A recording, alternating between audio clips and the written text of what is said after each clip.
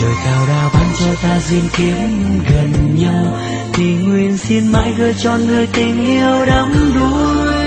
Ấp ôm bao mộng say, ấm êm trong vòng tay, gần bên nhau nguyện suốt đời không xa. Gió mây cùng hòa quyện vào lời hát thăng tiên, gửi trao người ngàn điều tuyệt vời yêu suốt đời, cùng theo mấy ngàn bay về nơi xa bình yên với nhau. Ấm ôm ngàn kỷ niệm ngọt ngào với thời gian, chốn thiên đường chỉ còn lại tình yêu chúng mình.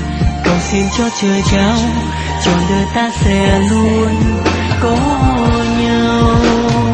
Gió mây cùng hòa quyện vào lời hát thăng tiên, gửi trao người ngàn điều tuyệt vời yêu suốt đời, cùng theo mấy ngàn bay về nơi xa bình yên với nhau.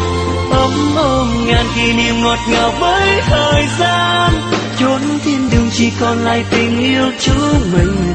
Cầu xin cho trời trao trọn đời ta sẽ luôn có